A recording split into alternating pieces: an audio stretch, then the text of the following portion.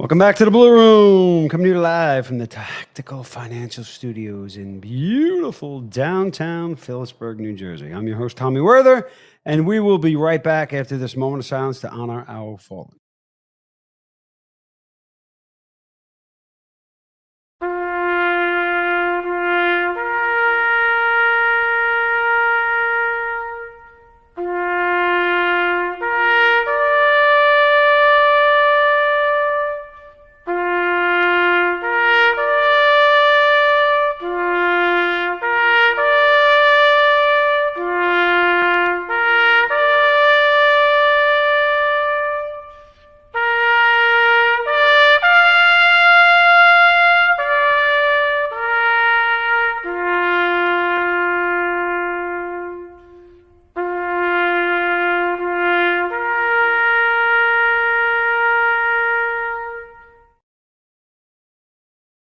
And we're back, folks, and you know the rules. We have the right to remain silent, but that ain't happening. Joining us today is recently and happily retired NYPD Sergeant Jonathan Fredericks. Jonathan, welcome to the show. Thank you for having me. And sitting to Jonathan's left is Campy, Mike Campanella, host of Campy's Choir Practice right here on the Blue Podcast Network. What's up, Camp? Living the dream one day at a time. You know how it is. Your voice is distorted this time. It sounds good, doesn't it? Well, no. no. Burke actually gave his palsy to the entire studio. Oh, lovely. Do we have to wear masks? Is there a palsy mandate now in Phillipsburg? Not 100% sure. Droopy faces to the left. What are the other symptoms of Burke palsy? AIDS, droopy face, hanging left nut or something. Nothing. Does Cursing. the whole left side hang or just the face? Cursing and Tourette's as well. And actually now they have active shooter scenarios outside of BBO headquarters in the morning. Road rage. lovely scenarios. downtown Yes. Phillipsburg, Yeah. the Tactical Financial Studios. Yeah, we actually did have a road rage. There were people pulled into our parking lot this morning and were waving guns at each other this morning. There were guns exposed. yeah. No, don't worry about it. It's lovely downtown Phillipsburg. And they though. weren't cops. They weren't cops. Firemen. Friggin' firemen. In all likelihood. All right, let's jump right in here. We talked a little bit last show about ICE and the lack of cooperation that some of the municipalities are giving them.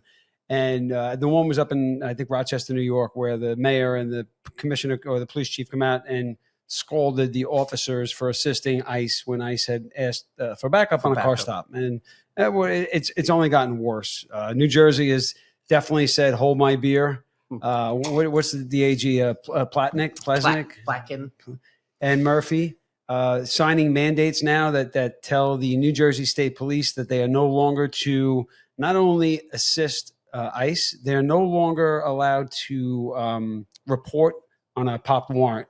So if there's an ICE warrant on somebody and a New Jersey State police officer is in contact with that person and that warrant pops up, they're being told not to cooperate, not to notify ICE, just basically handle it as if you never saw it. Yeah.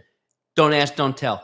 And in that, they delved a little bit deeper to cover their asses and basically said that they would honor warrants that were judicial warrants and not quote unquote informational warrants or administrative warrants. So basically in NYPD, we have what's called an I-card. An I-card it's an information card. It's an I-card. If a detective wants to see somebody about something and we can't be everywhere at once, they put this I-card out. It's sort of like a bolo or a warrant, but there's no arrest. It's hey, we've got this guy. They call up the squad. They put it out there. Hey, we got so-and-so on this I-card, and an investigation can continue. The person that's on that I-card is not under arrest, but they are a person of interest. What they're saying is we're taking that tool away as well, so that if it's an I-card, basically a federal I-card, an informational, don't contact them. If a judge signed off on it, then you have to adhere to it because it's a judicial order. Another tool taken out of the backpack. Yeah. Little by little, every week, every month, there's something new that they want to take away to make the job harder. Another brick in the wall. A bit of the iCard stuff, though, just to clarify a bit. There's 3 levels of iCards. There's the positive, that we have probable cause. Those are arrests. Then there's our suspect iCards where we kind of think those aren't. And then there's a witness iCard, and that's just the people we're looking for. what happens with the court, and that's why the judicial one is the one they're pushing you, is they have probable cause to do something right now. The informational warrant, as you know, because most of ICE enforcement and the courts they're in are civil. So there's no enforcement mechanism on them. That's a criminal act. So that's how they get around that stuff. But you see what Donald Trump is doing with the federal, and Pam Bondi are doing. They're withholding funds from these states, and then the attorney generals of, like, Alina Habba is the attorney general of New Jersey now for the feds, and they're doing end arounds on them because there is that one thing, the supremacy clause, that trumps all that state stuff. Yeah. So in the realm of it, they're trying to delay it, and for the life of me can't understand why you wouldn't want to cooperate with this. I don't understand the political gain. It's an 80-20 issue. It's an 80-20 issue towards us, like towards people that want to get people deported and get them out. I think it's just something to grab onto. Like of all the things that they're fighting for, men and women's sports and other things, that this is one that they may have a little meat on. They can appeal to people's hearts, so to speak, to fight this. Where there are not a whole lot of issues that they're winning on that they could make a dent in. I suppose. I apologize if you want to chime in. I suppose that the Trump 2.0 is face forward now. Everything is coming out, and the Democrats are trying to find something to latch onto, but they're playing catch up all the time. So they think that some of these issues resonate. They do resonate with the hardcore left of the base, but the people that vote, the people that put Donald Trump back in, all 80 million of them, are on this side of the issue. And I have a lot of Democrat friends, and I enjoy them, but I for the life of me, I can't understand what the issue is with especially with, like, felons, like people that have committed crimes. I don't understand what the issue is getting them out of here. Why would you want them? Yeah. I don't understand it. And they'll fight me tooth and nail on it. It makes no sense. Well, the whole idea of deporting gang members, felons, criminals, period, shouldn't defy logic. It shouldn't be an argument. It shouldn't be a question. It's plain and simple. These are non-contributing members of society. They're not contributing in any way, shape, or form. They're not helping to pay taxes. They're not working. They're not doing anything of substance. So the amount of money that's been wasted on these judicial hearings to determine whether or not these deported MS-13 gang members should be returned, which again defies logic, is insane. Now, Alina Habba is a godsend because she's now the appointed U.S. attorney for New Jersey, basically as a defense to Matt Platkin, who is completely against New Jersey. He's the attorney general, and he unfortunately has an agenda which adheres to Phil Murphy's agenda, and Alina Habba is answering that by saying, sit back, we'll check you out, and we'll see if what you're doing is right. And she's phenomenal, and it's only going to get better from here. We have just begun, so buckle up, Buttercup. Well, no, I think the bigger issue, you talk about courts and what it's going to cost for this to go forward, because you have a federal mandate, and there is a federal mandate. And the states, they do have some discretion as to what laws they're going to adhere to, or what conflicts with their state mandate is. The bottom line is that the Constitution is a contract. For all intents and purposes, the Constitution is a contract between the government and the people. And the people might be the individual human or the representative that you elected to represent you in your district. Collective, correct. Collectively. So your state, there's a contract. When a contract is broken, and that's what's going on in, like, New Jersey, is they've broken this contract. And there's only two ways that ends. Either, a judge gets involved, or both parties agree to either walk away.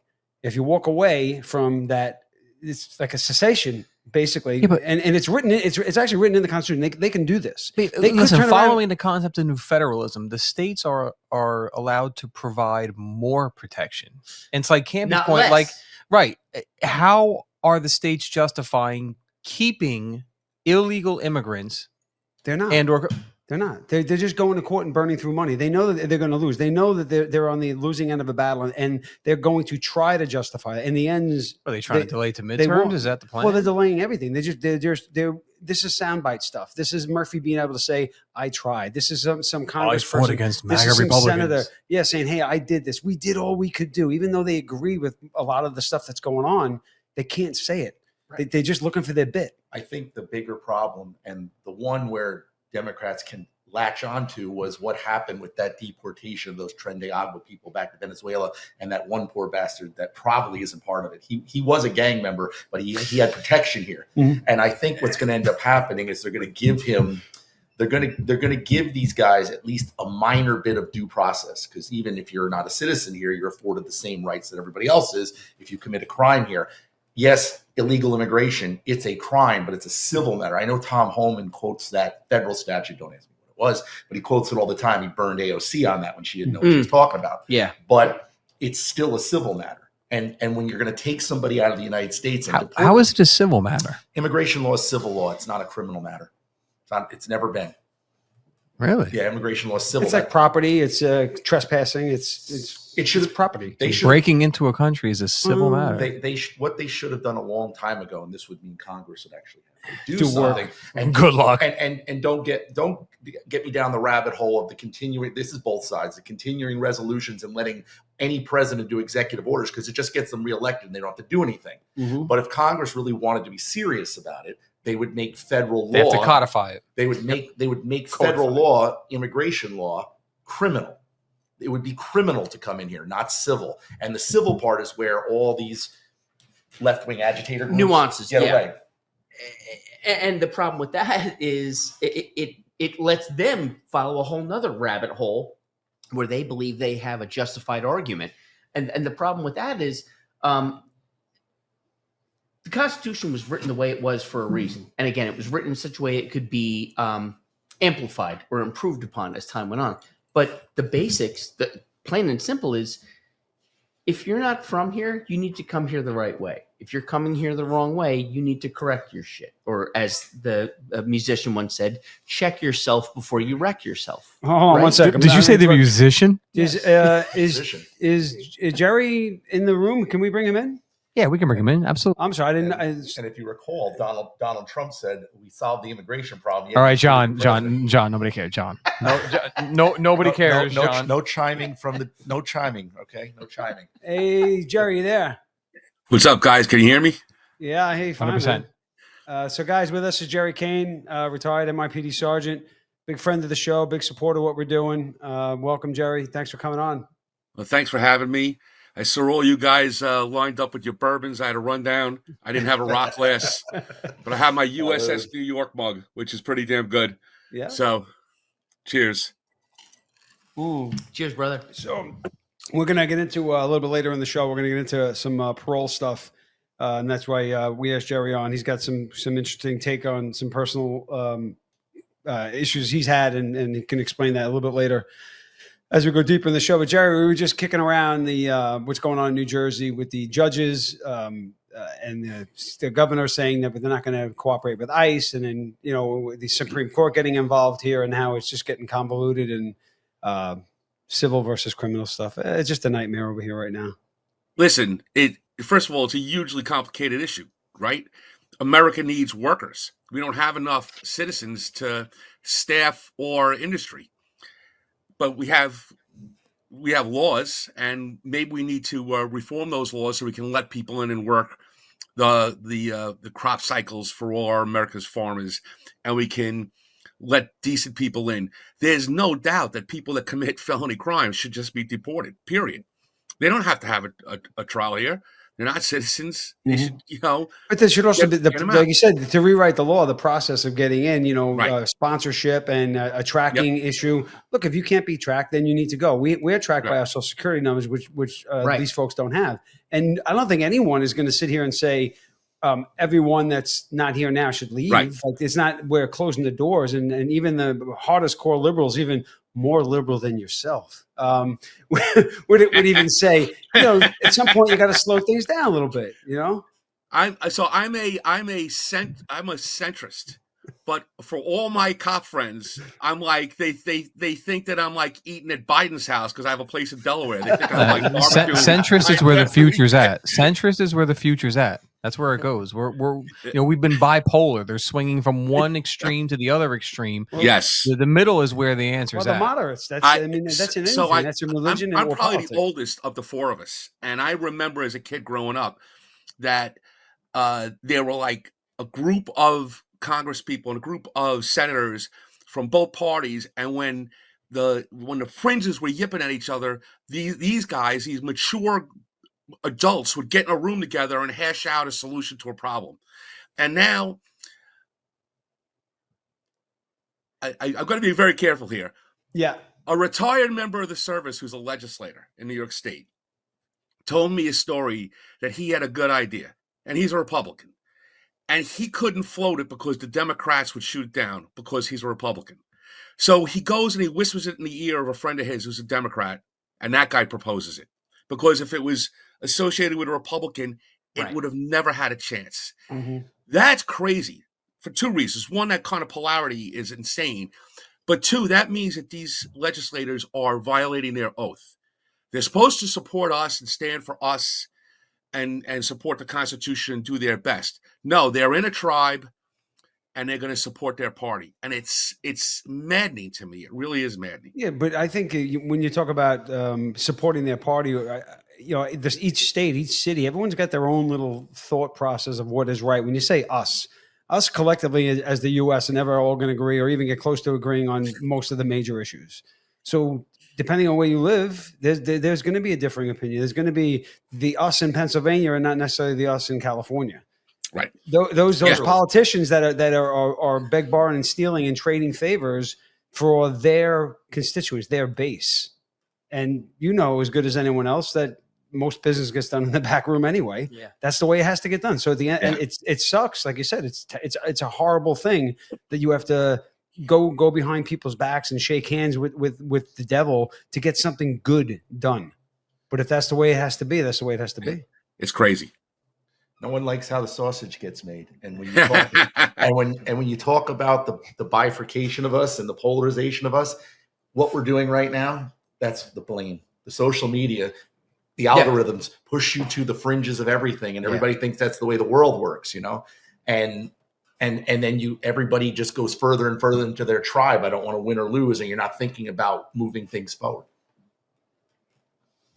Well, they got to, this conversation started with the AG in Jersey and all these things that they're doing now there, and it's going to spread. And obviously in New York, we'll get into, is only hurting us. And I say us by the officers, the citizens. Look, we can only do what we can do for them. But when you start taking tools away, when you tell us New York, Jersey State police officer, you can't stop your car to help another cop. Right. That's insane. That's again, they're not coming in there handing them a stack of warrants saying, go out and do our job for us. What they're saying is, we're a little in over our head. I need help. Send a couple of guys. No, I can't do that. No chief should ever be telling his cops not to help another law enforcement officer ever. Case closed in the story. Mm-hmm. And if that chief felt he had to do that, he should have resigned. He should have resigned. They get power hungry. Monahan took the knee. I think that killed me. That killed me. Don't get me started on that, please. Oh, I like Terry Monahan too. Me too. Oh, killed me. Stop. It killed me to see him take the knee. What are you gonna do? Exactly what we're doing right now. Exactly. But the chief in Brooklyn. So we were talking earlier. We had the city councilwoman that bit the 2-star chief in Brooklyn at a protest last year.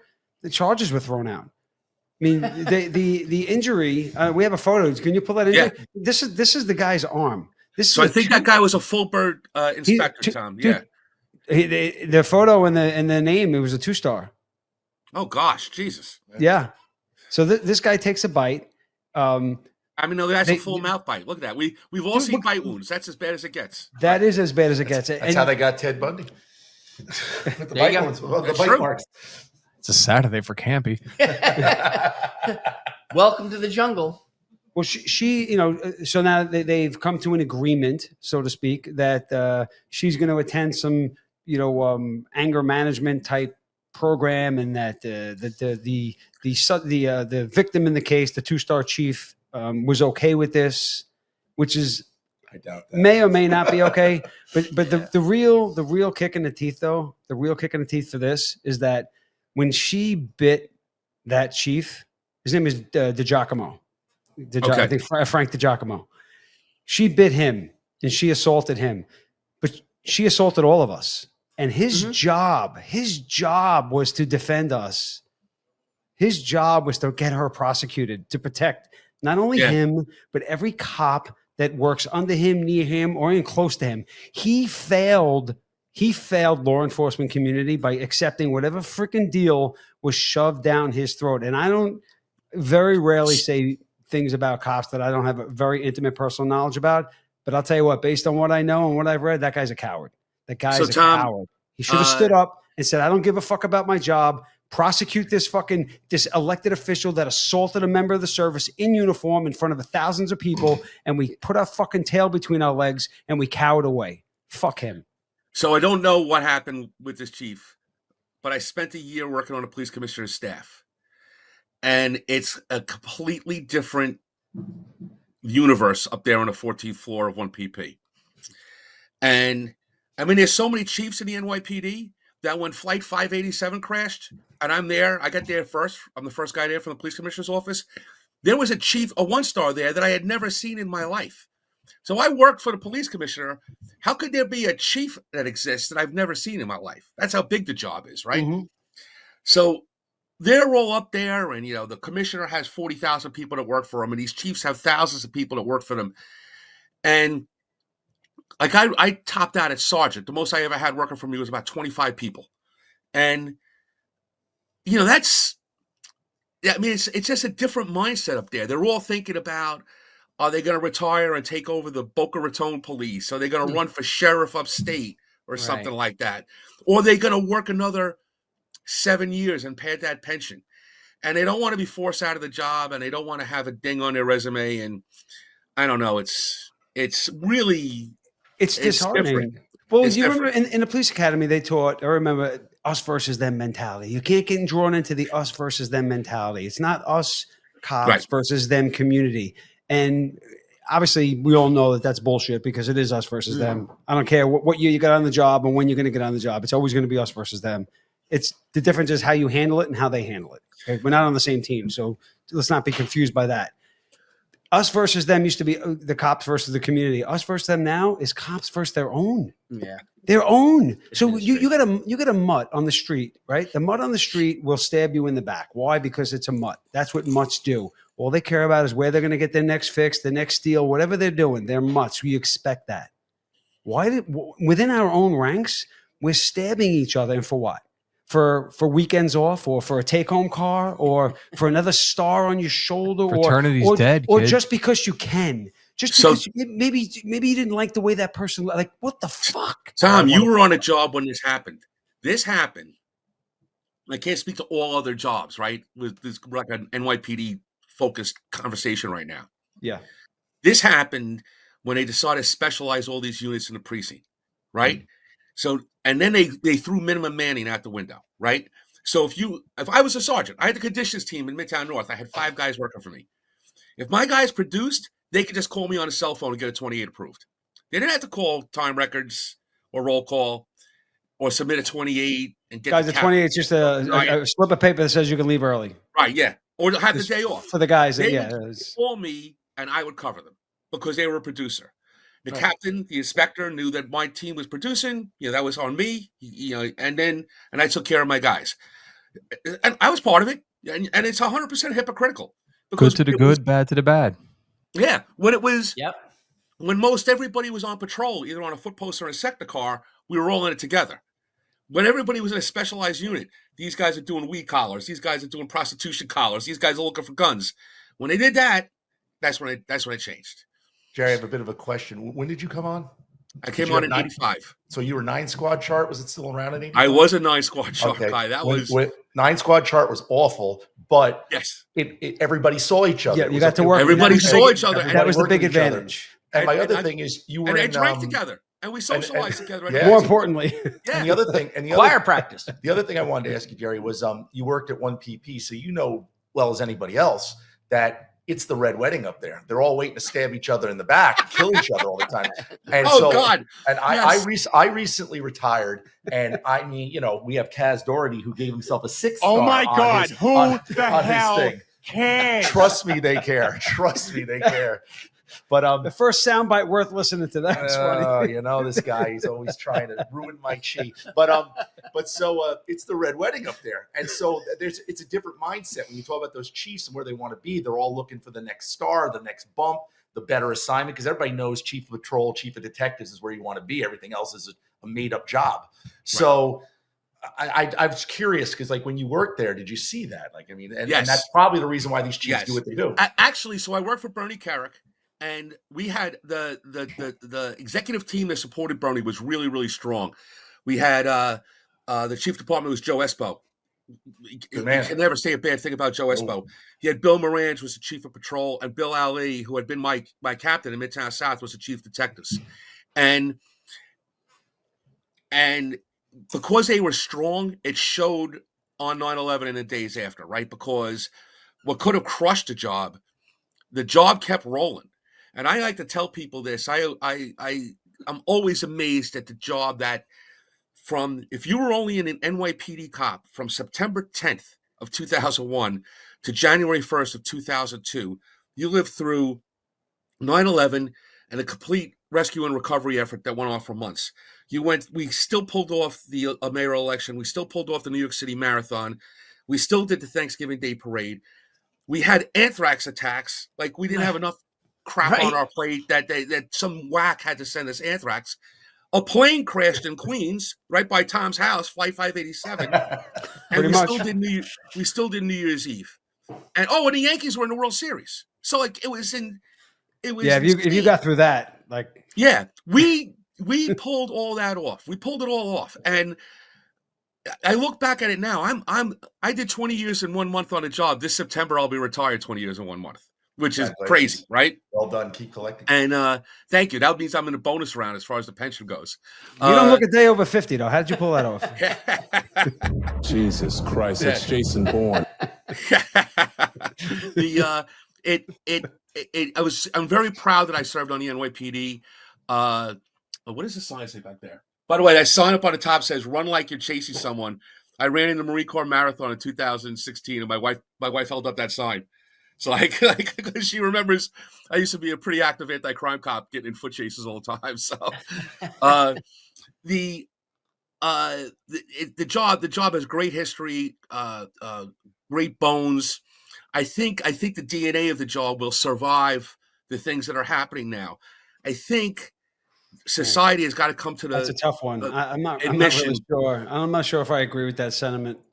20 years from now, Jerry, honestly, I mean, I have a fairly good grasp on life. I think you and I are both going to be alive in 20 years, and 20 years from now, I don't know if that is very confident, exist. Tommy. I am. Slow down. Have you seen yourself lately, bro? The AIDS is going away. I'm good. I got some tiger whale penis blood in me.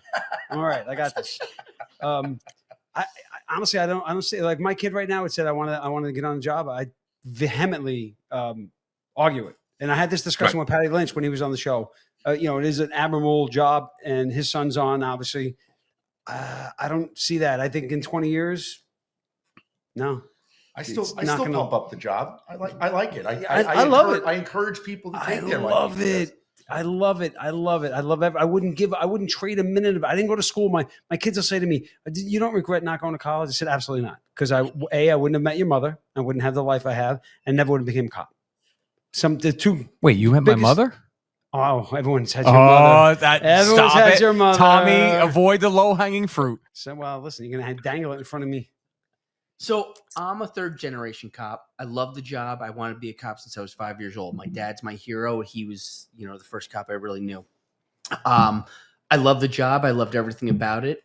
I love what it did for me, but I have talked both my children out of it.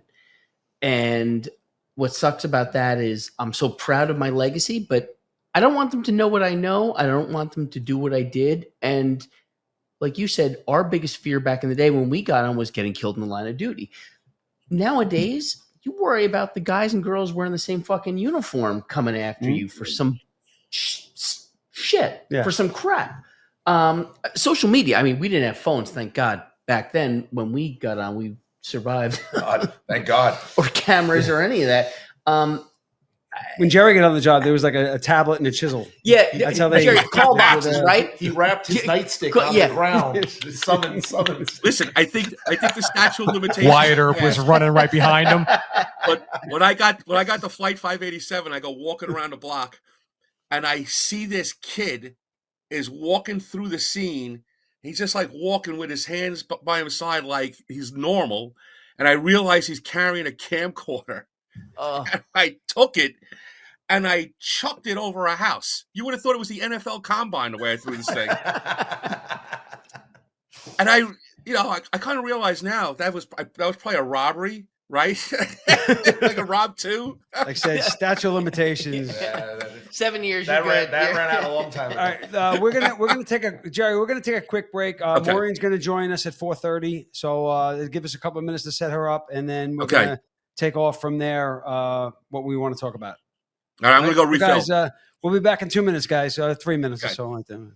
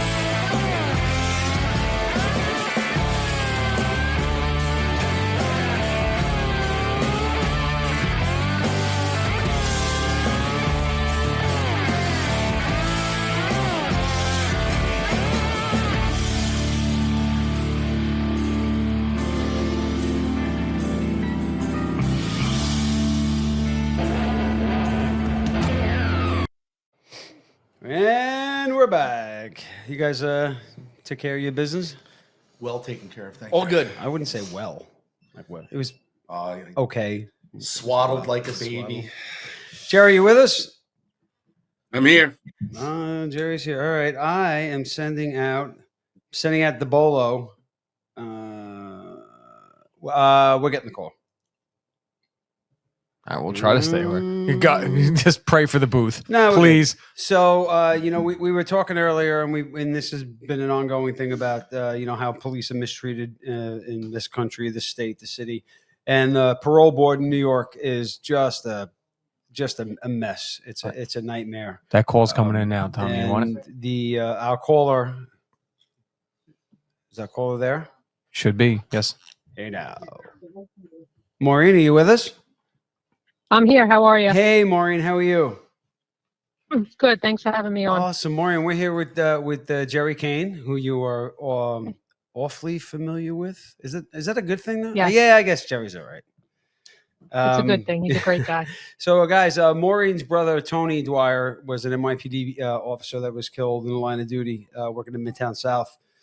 Jerry Kane was working that night with Tony, and the family has been, as you can imagine, the parole board portion of this. The conviction, the sentence was 25 to life, which means the guy's got to serve his 25, and then he's up for parole. And that means that the family and anyone that has a witness statement or whatnot will come forward every 18 months, 24 months, 36 months, whatever the parole board decides. That's when they come back and they state their case why this savage should stay in jail. And Maureen, unfortunately, got a pretty crappy story to share with us, but it's one that needs to be told and it's one that needs to be shared. So what do you got, Mo? So yeah, like you pretty much summed it up, but it's, sad our family has to go through this. My brother was only, 23 years old when it happened. Oh, wow. Just a little over 2 years on the job. And, Jerry, the cops in Midtown South, PBA, really take care of us and, help us not forgetting, which they never forget. And, this Skell gets to breathe, live, potentially get out. And, he's only 50 something years old. So he's got, many more years to live his life. And, he knows he learned how to work the system. And the last time he came up for parole was in June of 2024. And he started by saying, oh, my lawyers didn't want me to do this, but the parole board, it's different members every time. So he got 3 new members that don't know what a dirtbag he is, so thought he could beat the system. So hold on. The parole board is I know it's 16 to 19 people, and then each case gets assigned 3 random members to listen to the argument on both sides. Yes, a couple of years ago, only 2 members, and it was a split decision, which I don't even know how they were allowed to do that because there should be 3 all the time. So he went again before the board, but it's 3 people and it's random. And I was told, like, the inmates see who's coming in. If they see that, one of the guys or women are a hard ass, they fake sickness and wait till the next day. And hopefully it's, someone who's a lot easier on them. Mm-hmm. And they take their chance, which is just, blows my mind that they could even see, it's pretty much they're picking and choosing who gets to determine, whether they get out. And I mean, how much information is shared with the board at that point? Do they know the history of the case? Do they see previous victim impact statements, or is everything from basically start from scratch each time? I mean, supposedly, we don't know because we're not, when we do our hearing, it's us and one of the parole board members. It might not be one that sees him. It might just be one of the, who got picked that day. And they go, they hear our statements and it all gets written down and then it's submitted to the parole board. And do they read ours before they see him? Mm-hmm. I hope so. I hope they look at, the petitions. We have handwritten ones. PBA right now has over 40,000 online. I started a petition years ago. There's over 21,000. Do they take that into consideration? His niece started a petition a couple of years ago trying to get 100 signatures. 2 years later, I think she just reached 100. Mm-hmm.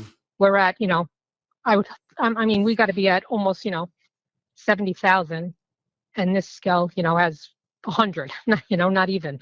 So So when you go do they down, factor in? And I hope they do. when you go down to the hearing, most people access to things like this are what they see in the movies and TV shows, and unfortunately, your family's lived it.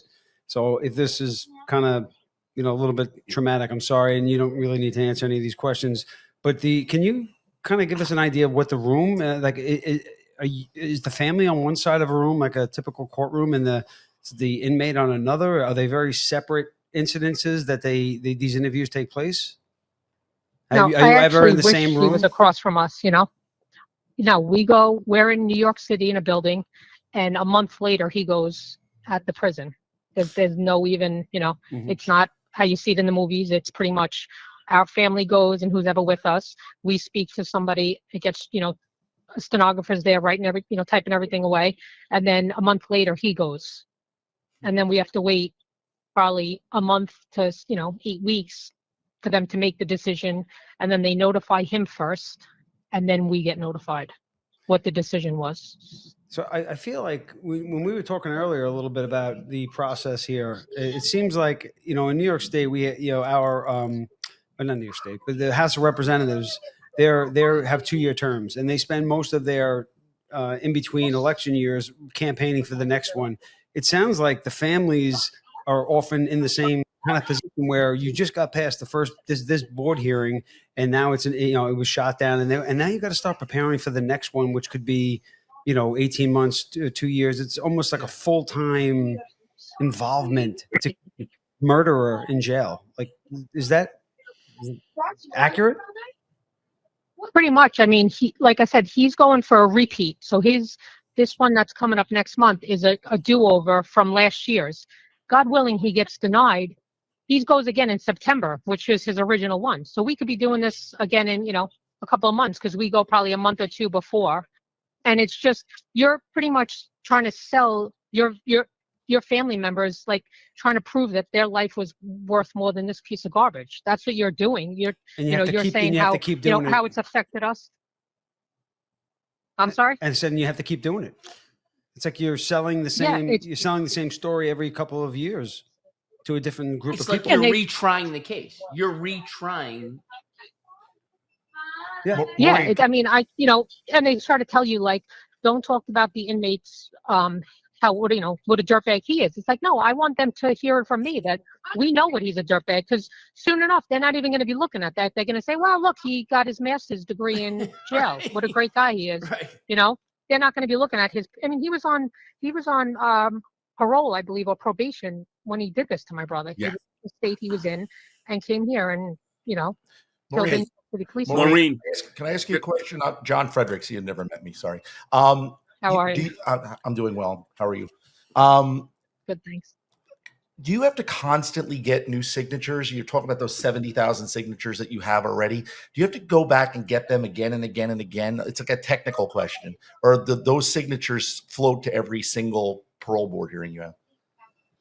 EBA sends the new ones, and victims assistant up in Albany, I believe, has like the old ones, and they just keep adding to them.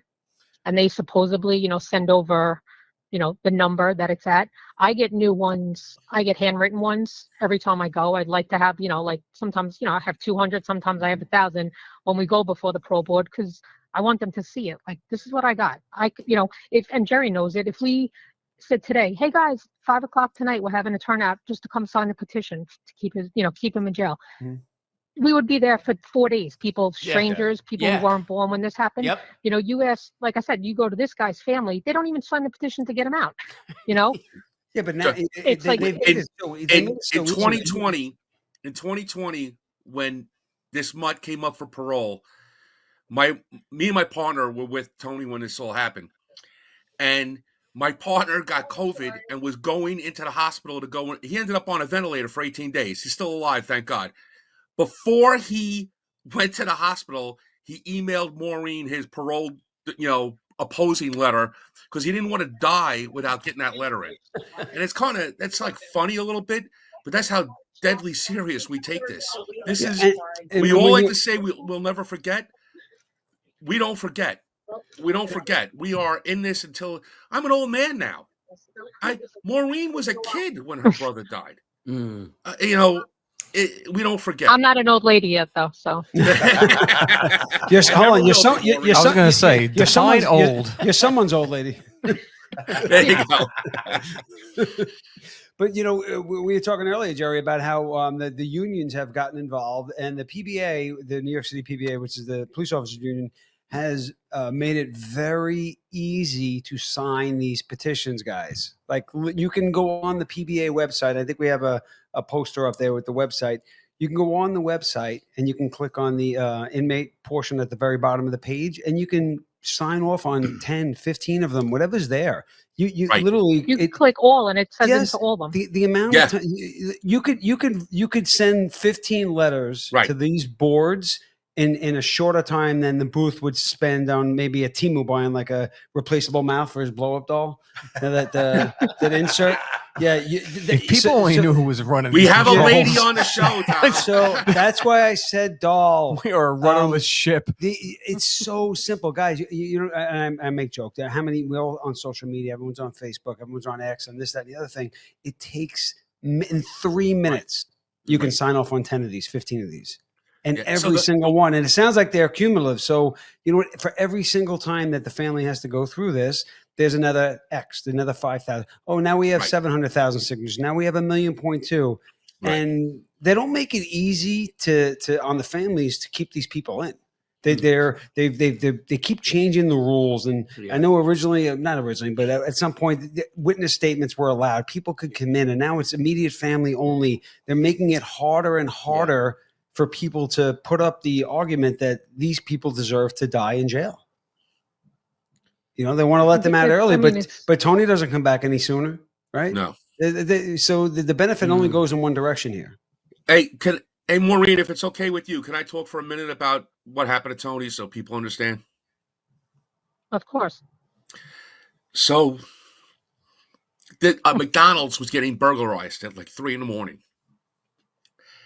But unknown to the perps, there were workers in there. They were like installing a new, French fry machine, and they were getting trained on it or something like that. So they come in and they switch it to a robbery. They've got some guns. They corral the workers. The workers, by the way, all young people of color from the outer boroughs. So one of the workers was a guy named Adu. He was an African immigrant. He was skinny, weighed like 130 pounds. He was like fast as lightning. And he escaped to Times Square. And he saw Kevin Lebrecht, who was the sergeant chauffeur, Tommy Flanagan, who was the patrol sergeant, and they were given a scratch to Tony Dwyer. The scratch, to our listeners who don't know, is when the sergeant is inspecting the officer's log to make sure he's doing his job. He says, hey, McDonald's at 40th Street and 7th is getting robbed. They've got guns. Tony and Adu jump in the backseat of the RP. They put it over. They get there first. My partner, Mike Sasek, and I were the second car on the scene. I get there. I will never forget this. The window was broke. The perps had busted the window, and the cops had entered through the busted window. I walked through. There was this skinny 18-year-old black girl standing in the middle of the dining room floor with her hands over her face like she was cemented to the floor. She was terrified. We make our way around. There was 3 perps entered. 1 perp was a getaway driver. The getaway driver split when we showed up. One of the perps got away. We get one in the basement. He has a 25 automatic. And this mutt, who we're trying to keep in jail, you can Google him. I don't want to say his name. Goes to the roof. It was like a ladder that was mounted to the back wall of the McDonald's. You went up and you came out a hatch. And we've all come out. If you're on a job, we've all come out those roof hatches at some point. Yeah. He comes. It's pitch black up there. He goes up, realizes he can't get off this roof. Tony comes up. He kicks Tony off the roof. It's described as an air shaft in news reports, but it really was the rear of 4 different buildings all met. And there was this gap of like 5 feet by 20 feet that was about 30 feet deep. Flanagan went up, couldn't find him, came down. By the way, couldn't find a perp either. It was like, what the heck? What's going on? He gets me and Sergeant Flanagan go upstairs. We look around. Perp's gone, by the way. Perp, highly motivated because we were going to kill him. He found cables and cabled up to a higher roof. Imagine rappelling up using just cables. You got to be motivated to do that. He gets out. We look over the back and we find Tony. It was a 30 minutes of an extraordinary rescue effort by NYPD Emergency Service. Back then, Transit was a separate unit. Their Emergency Medical Rescue Unit was there, which became ESU. FDNY was there. EMS was there. They were a separate agency back then. And, of course, every police department showed up. Housing, Transit, Port Authority.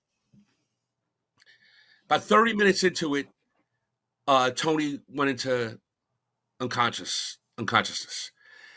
He was in agony this whole time. I mean, he fell 30 feet. And it turns out he was slowly suffocating inside. And I'm sorry, Maureen.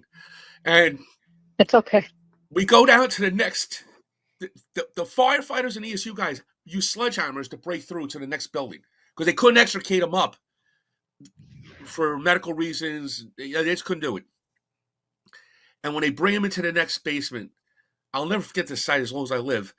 They put him on a table, and a firefighter starts giving him mouth-to-mouth right away. And I swear to God, in my head, I'm like, why is that firefighter giving him mouth-to-mouth? And, of course, we brought him to Bellevue. Bellevue Hospital had everybody ready. There was no lack of effort to save Tony's life. And that was agonizing, as you could tell, right? 36 years ago, I'm crying. This guy got 25 to life. It should be life, period. End of story, right? It should not be 25 till he's 55 years old. You can guarantee 100% he's going to get picked up for doing a robbery, or he's going to get picked up for felony weight drugs within a year of getting out. Yeah. So why are we wasting our freaking efforts here? What the frick are we doing? So I'm sorry, Maureen. I thought people should know. It was No. Your brother was absolutely doing exactly what we want our cops to do. He was helping the helpless. Those people were helpless, and your brother was helping them, and this mutt killed him. And F this guy. He should die in jail. You can come out in a pine box as far as I'm concerned. All right. Yep. That's it. Doesn't get any realer Jerry than that, gets me guys. every time, so. Yeah. I'm sorry. No, dude. By the That's way, all right. No, they need Tom, to. yeah, Absolutely. Maureen is the heart and soul of the effort to keep this guy in jail. She puts in hundreds of hours of work on this every year. And someday she'll be reunited with her brother, and her brother's going to give her a big hug and say, "Thanks, sis." He's going to say it. So, wow. It's an unfortunate, if we have this interview in front of a parole board, I mean, you'd have to not have a heart, right? You'd have to be a statue not to catch it in the feels a little bit and realize the impact and what this means to so many people. Yet, I mean, I don't want to, I don't know if it's politicized. It's a thought process of, bail reform and people can get better and let's get them out of jail and we don't have the money for this. And it's just so many other excuses that are given right, to let this guy out. Right. Listen, so to me, Tony was an employee of the city of New York in the police department. We, society, paid him a salary to protect us. So he's not Anthony Dwyer there. He's everyone in New York City there. So everyone in New York City couldn't run into that McDonald's to save those people. Anthony Dwyer did as a representative of them. So we, the citizens of the city and state, need to honor and respect that and have his back. Even though he's gone, we still have to have his back. Of course. 100%. Of course. All right. So rant over. Love you, no, Maureen. it's I love much you. needed. We're gonna push. We're gonna push signatures. We're gonna, try and let again. You're on the socials and people know about it. It's just a matter of making it important enough to just stop for 3 minutes. To don't just scroll past. So if you're listening, just don't scroll past. These things take minutes, but the impact is years.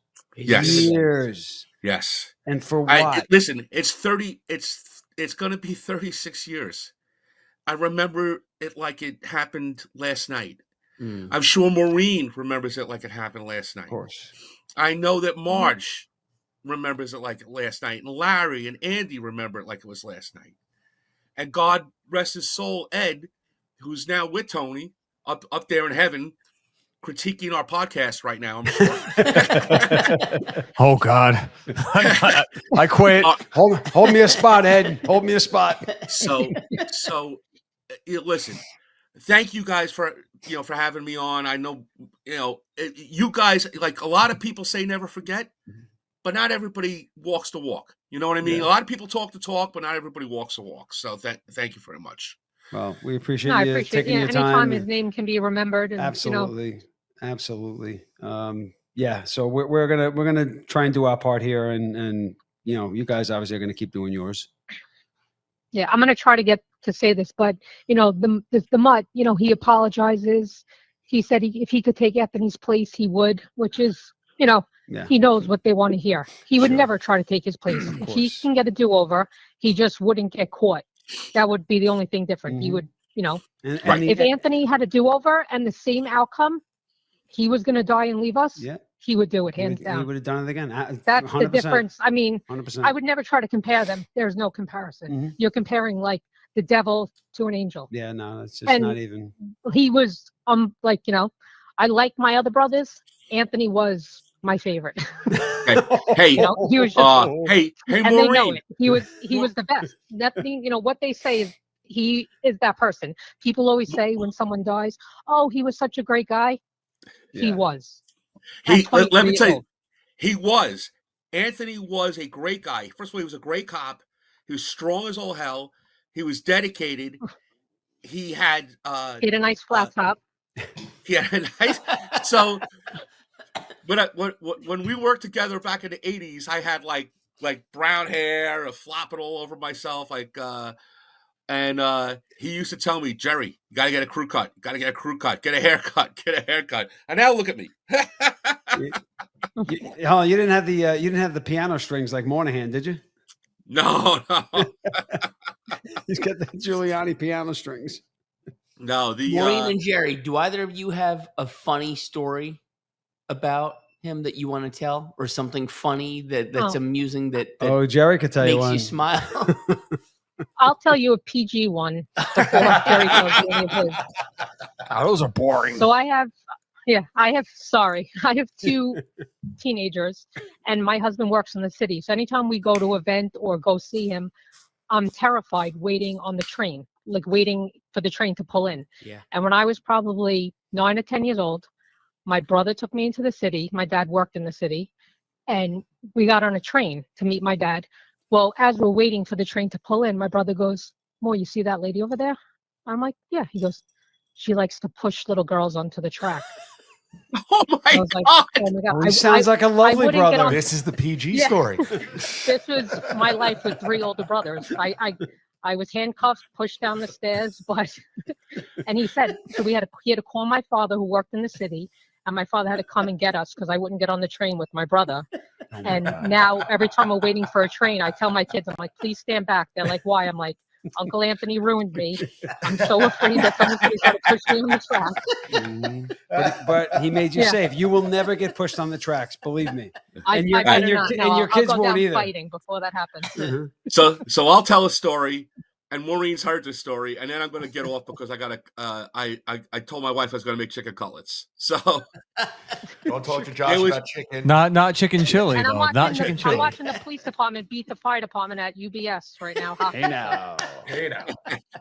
So there was a Skell Hotel on 43rd Street called the Strand Hotel, and it was like old school pimps ran prostitutes out when with crushed velvet suits and the whole thing. Oh, that's funny. And we get a 1013 in there, just from 911, so it's not a cop calling it over the radio. And we get there. I'm going to be super politically correct with the way I tell the story.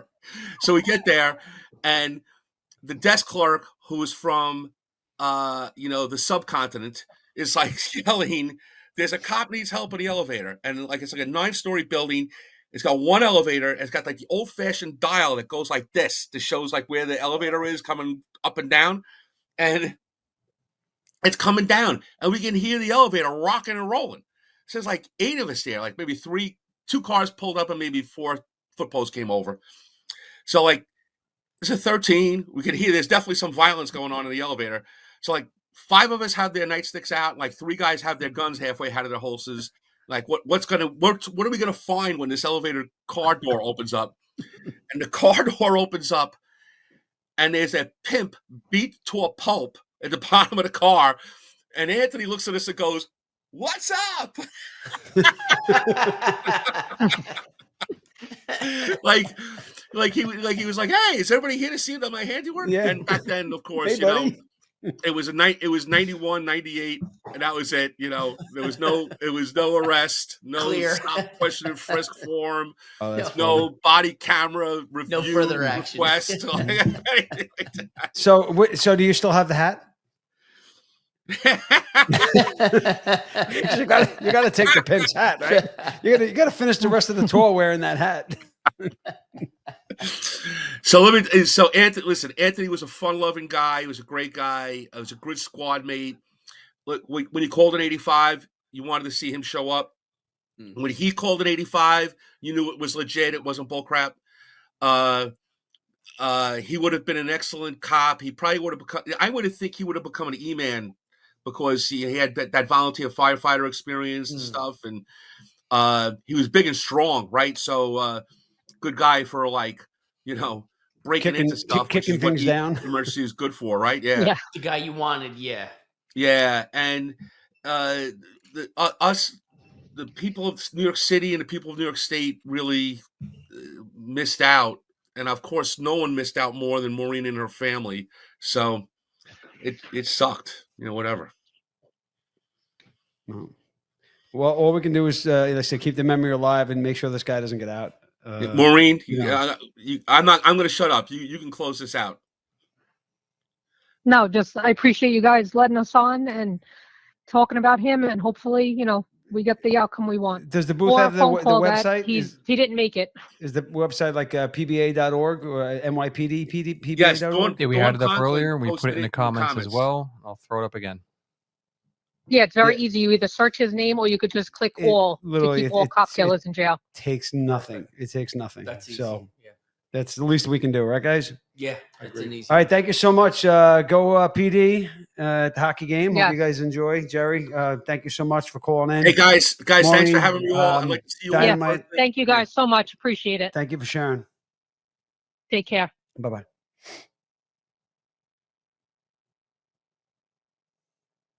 All right, let's take 2. Can we take 2? 2-minute break?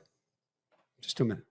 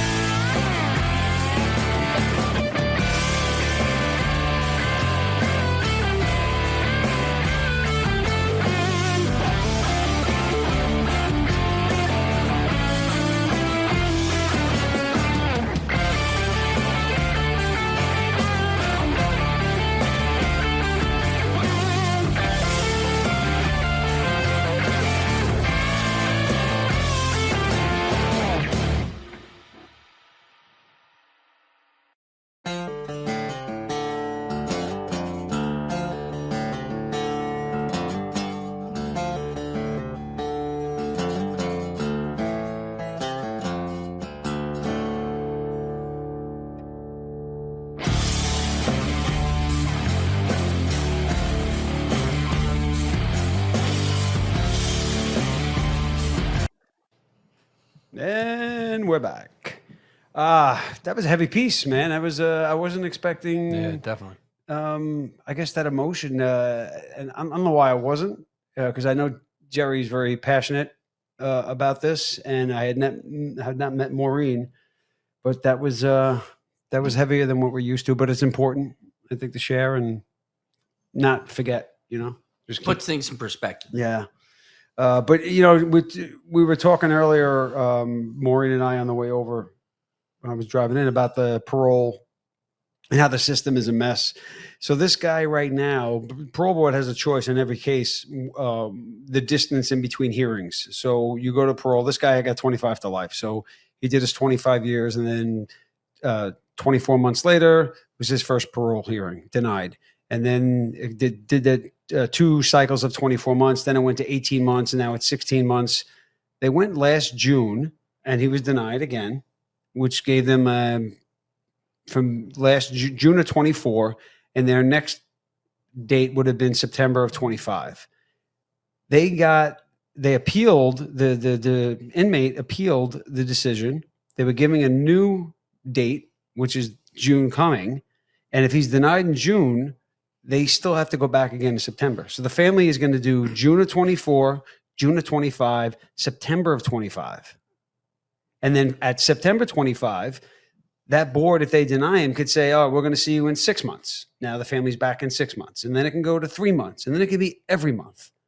I feel like it's like a grinding down effort where eventually they're going to say, all right, I can't do this anymore. And, every time they go to the board, it's not the same board. They're having, like she said, we have to sell my brother's story. We have to sell his life again to 3 different people. And at one point it was every 2 years, and now it's every 6 months. I got to resell the story. I got to re-victimize ourselves to keep this animal in jail. The whole thing, I think, is meant to grind them down. We were talking offline about the fact that we're getting older. And so the people that are having to go fight and they move away, it's getting more difficult for them. And eventually there's going to be no one there that's going to be able to fight to keep this guy in jail. And they're just going to see that name on that piece of paper. And it's, oh, he did his time and out he goes. And so it's ridiculous. And you had told me they don't extend, right? They don't. Yeah. So at whatever point the X amount of months, 24 months, 18 months, at some point, if it's down to 12 months, the board isn't going to say, well, come back in 18. They can only decrease the length of time in between hearings. They can't increase it. But, it used to be, like I said, we talked earlier, the whole family could come. You could have witnesses. Now it's down to immediate family only. So now let's, for argument's sake, say the immediate family now has died off. Young, not a whole lot of siblings, whatever the case may be. And now you've got 2 or 3 cycles of some animal up for parole, and there's no one on the other side to say, this is why this person deserves to be in jail. That's it. If the family doesn't do it, that's it. There's no one else left to argue it. And then they will get released. They want to wear you down and hope that no one shows up to the hearings, because at some point in time, the family's going to be dead and this person's going to be alive and well. One inspirational point, it's not here, unfortunately. It's a little ways off, but South Carolina executed their second death row inmate by firing squad this past Friday. That's pretty impressive. Headshot. Seriously. Last Friday, they took out an inmate. His name doesn't matter because that's not important to anyone. But it wasn't before he got a chance to have his last supper, and he fired down a ribeye steak, mushrooms, risotto, broccoli, and collard greens as his last meal before getting 3 slugs delivered to his chest by corrections officers trained. And this was because he was killed or was put in prison because of the ambush killing of Orangeburg public safety captain James Myers in 2004. 2004. It took 21 years of keeping him alive. 21 years to kill him. So for 21 years, we've been paying for this motherfucker to continue stealing oxygen and doing what he does. He probably got his fucking master's degree during that time. God only knows. But 21 years. It took 21 years of his family. Just appeals. That's why a lot of states and even the federal government don't seek the death penalty a lot because it's not one of those certain things. And so to house, these stats might be a little old, to house a inmate in a regular prison right now for a year costs about $125,000. To house an inmate in a maximum security prison costs about $175,000. To do the supermax, that would be the feds. The supermax is over $200,000. To house a death row inmate is $250,000 plus a year. A year. And so that's why they don't do the death penalty as much in these states because it costs so much money. It's cheaper. It's cheaper to keep them alive. Cheaper to keep her. So SSI, SNAP, WIC, TANF, all these programs. We mentioned, I think someone mentioned, maybe it was the last show, about the, with all these deportations, the shortage of workers, this, that, and the other thing. If we took away all these social justice programs to pay people to be fat, obese slabs of shit sitting on the side and just collecting, and made them actually go to work, we'd solve a lot of our fucking problems. Oh my God, we could cure cancer. That's the common sense police talking. You were mentioning parole before, and I posted something, so I wanted to bring it up. I read this article. It's in the New York Post, and the parole board in New York State it's a patronage job. It pays about $190,000 a year, and a lot of people are ex-government employees, and that's like a job they go to pad their pensions with. But there's one in particular that I was mentioning to you, and her name is Tanya Agostini, and it was in the, like I said, it was in the New York Post. She was on the board that freed a murderer named Thomas O'Sullivan, who she promptly married the second he got out. And these are the people that are going to be deciding how cop killers get out. Yeah. No, Bob's your uncle. She was like the Madeline Kahn in History of the World, right? With all the eunuchs. Yes. No, yes. She got to Mr. O'Sullivan and was like, yes. I don't know how. I don't know. Like I've never understood, like, those women that meet these guys like that are in death row or on prison, and they like they're groupies. They fall. I don't understand it. I don't get it. Actually, it's not a bad deal, right? They start nagging. You just leave. Right? You only see them like an hour a week. Maybe you get the conjugal visit here and there. Doesn't California has conjugal visits, right? So you get like a weekend with them. So. I actually might go to California to commit a crime. not a bad retirement gig. Well, spoiler alert: there are no crimes in California. Apparently, they don't prosecute a fucking thing. So pick a different state. Damn it! It's so warm there, though. And you know what's funny about California and how liberal it is? They have like 600 something people on death row. They incarcerate the most people in the United States. Like that's why, like, you hear all the time they had to let all these murderers and rapists go, because they have so many people in prison that they have to let these guys go because you got nowhere to put them. They have to let them out. They got nowhere to put them. Well, so for all the liberalness that's there, their jails are full. They're full occupancy. Well, apparently, New York jails are full. They're we were talking the parole stuff going on, the early release things. At one point, there's a bill getting passed around that, and it's not awful. The certain crimes that if you have less than 110 days left of your sentence on a sentence of X, say it's 15 years or whatever, good behavior, they'll let you out 110 days early. Like, I can see the flip side of that coin, but the other half of that is, well, did that victim get another 115 days of peace, of solace, of life? You know what? Don't let these people out. They're claiming that they don't have the money and the resources to house the criminals, but yet she just laid off 2,000 COs.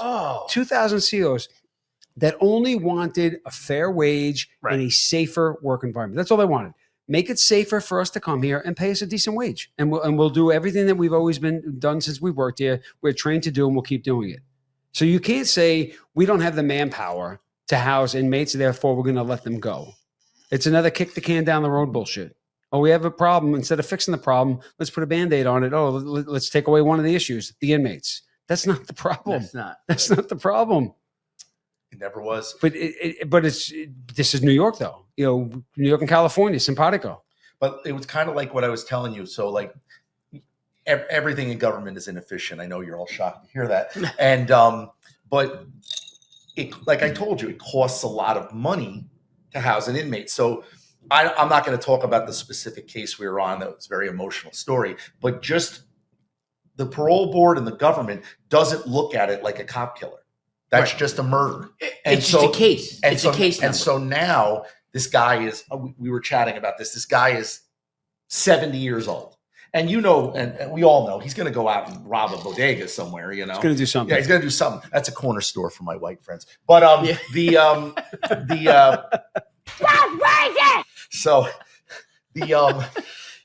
so if we let them out, we don't have to give them benefits. We don't have to pay for all their medical care anymore. We don't have to take care of them. So we're throwing these guys or women out at like this ancient age, and now they've got to make their way. And we were actually Tom had a really good analogy about the Shawshank Redemption when Brooks Hadlin got out and he couldn't handle not being incarcerated anymore, and that's what happens to people. Here's the thing, though, where the government is paying for it anyway. So whether they're paying it through the prison system, when that person gets out, guess what? They're getting health care. They're getting a free phone. They're getting tickets to the Giants game. They're getting the same benefits they're going to get whether they're in or not. TANF, SSI, SSD, Section 8, the whole 9 yards. They're going to get it. No, is that part of the LGBT? Oh, it's all of it. All of it. Yeah, smack it up, flip it, rub it down. No, poison.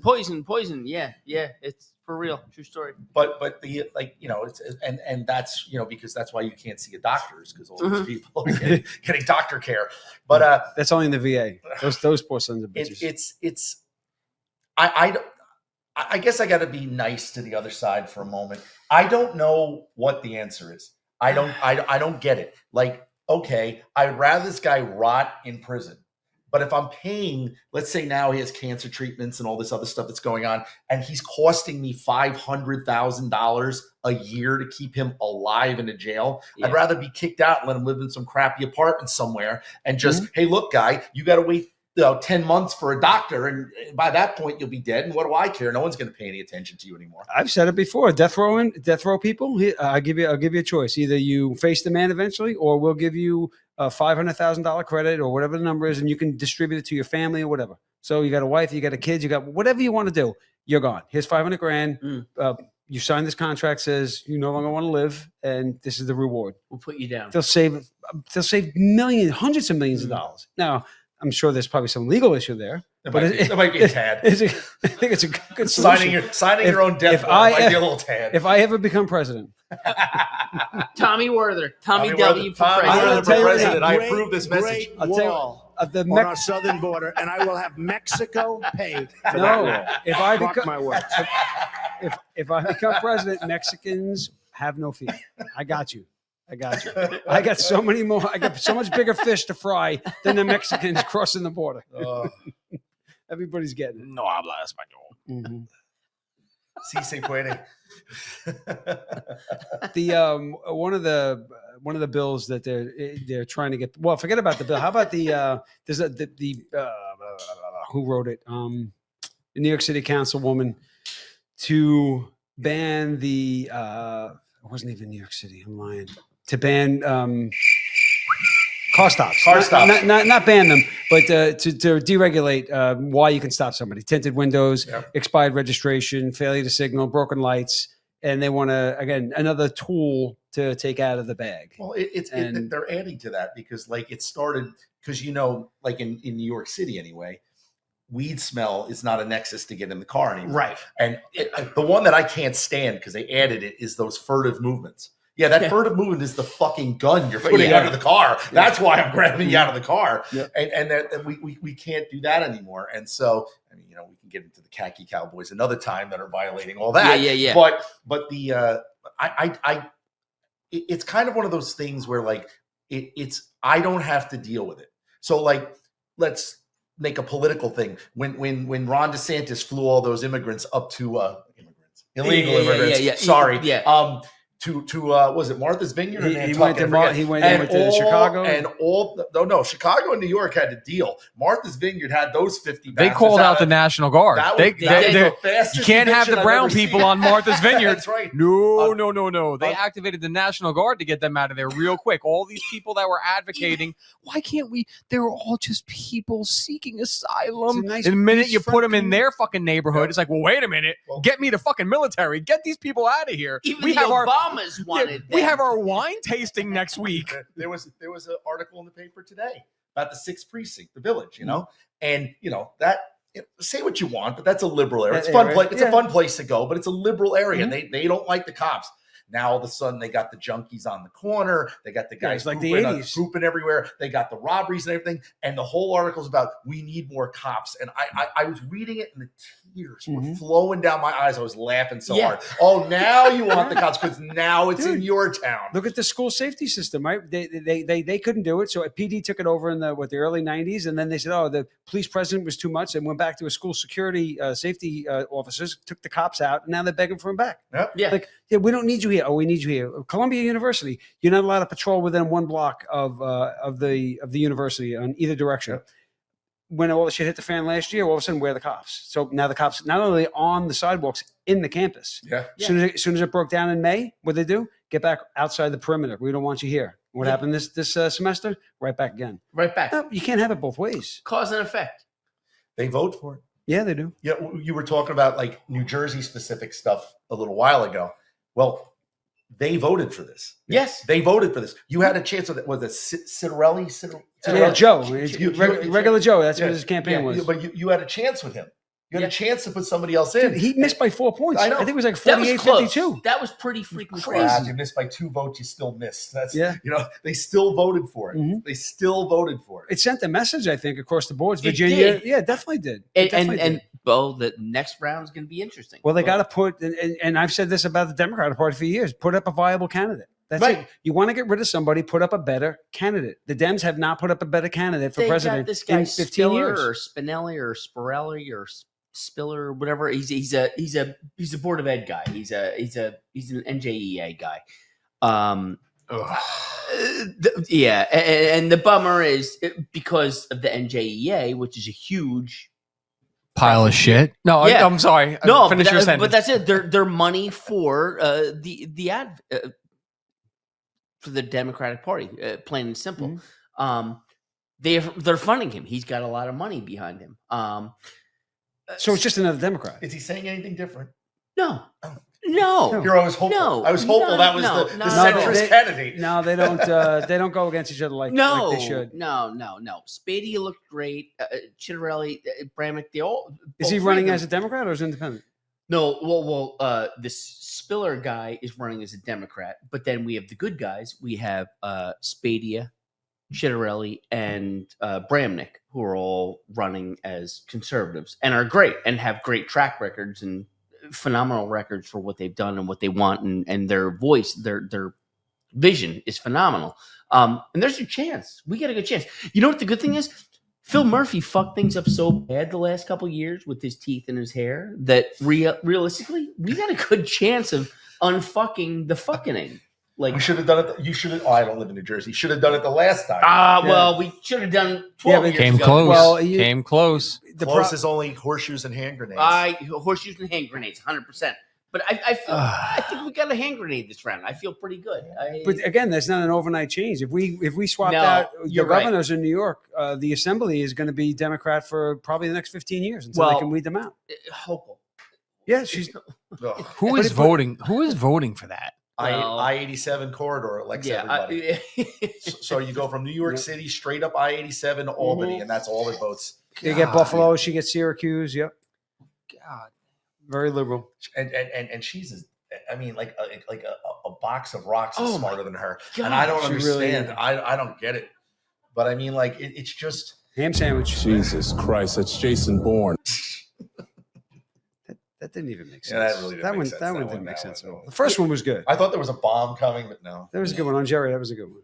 He's learning. The booth is learning. You look at them and you wonder, like.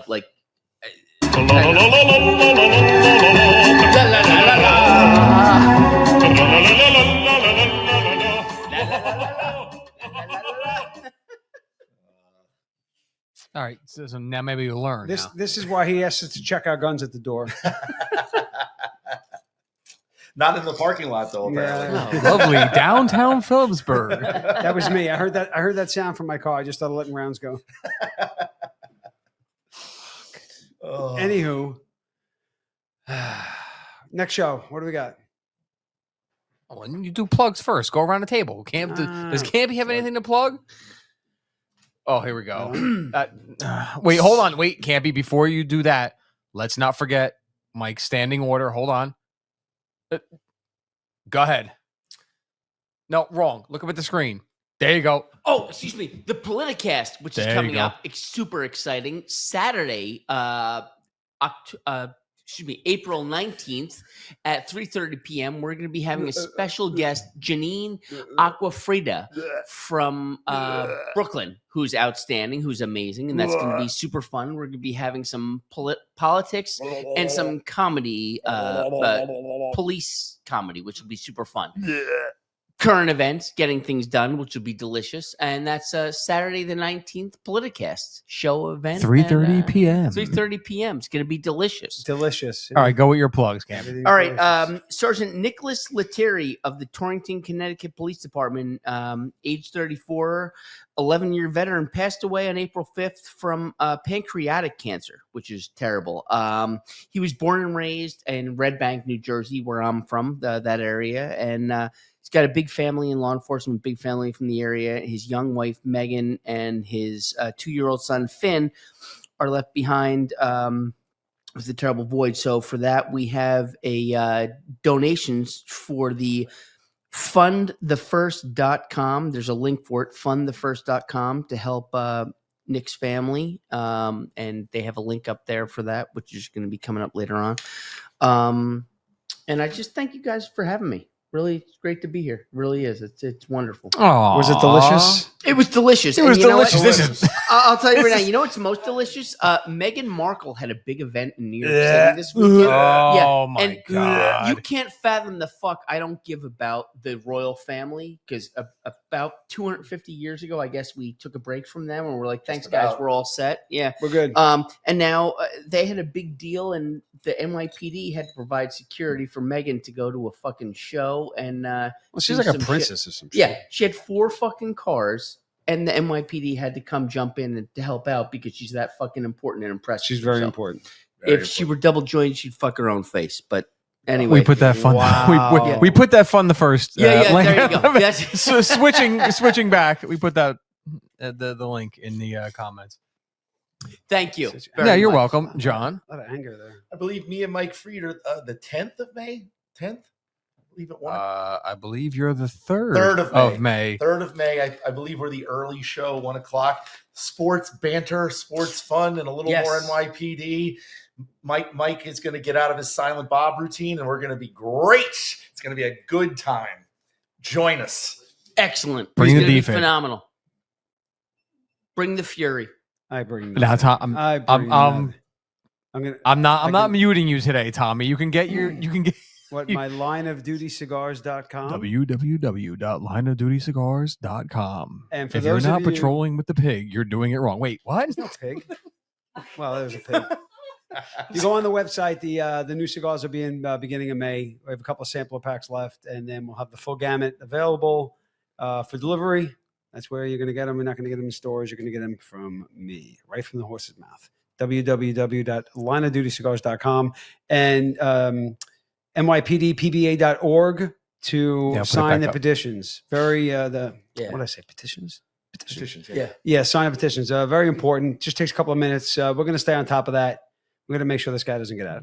I believe they're on all the union websites, LBA, SBA, CA. And Jerry had said that that the DEA had got involved, and he thought the SBA had put something up as well. So Yeah. regardless of what union you're in, go to your website, check it out, and click on that tab. It just takes minutes. There you go. Beautiful. It's exciting. When are we Any- back? What's today's date? You are back Like the 26th. 26th. 26th. And actually, you have a pretty good show Yeah, we coming do. up on the 26th. For anybody interested in the transgender sports controversy, men participating in women's sports, we have Jennifer Say coming on from XXXY Athletics. She's a founder and CEO, as well as our good friend Elon, who's been weighing in on this issue for years. Yeah, we have both of them coming on 2:00 on the 26th. We're gonna get pepperoni on that pizza. Special. Oh, they're It's gonna be delicious. They won't be in studio. I'll Love bring it. mustard. And if Hold I on. could, I'll bring my Mike's mustard. Last time I was here, I glazed high-pitched Eric like a fucking donut with Mike Rappaport's mayonnaise, if you remember. now, Yeah, just so you understand, we're clipping that down, and all it's going to be is you saying that you glazed high-pitched Eric like a fucking donut. That's going to be the clip. We can make that photo happen. Oh, we can. Oh, 100%. So all you guys you're good now, right? Everybody's got their plugs out. All right. Before we go though, I just want we've covered a lot of ground in the 10 years that this charity has existed, and I know this specifically is not a BBO thing, but on the 17th is the 2-year anniversary of the passing of Virginia Young. Wes is one of the OG members of BBO. Yeah, he's been along with this ride, and they were staples down at Tent City. His daughter, one of the most amazing human beings you would have ever met. Yeah, so I just wanted him to know. I mean, especially from me personally, I've been kind of absentee for a while.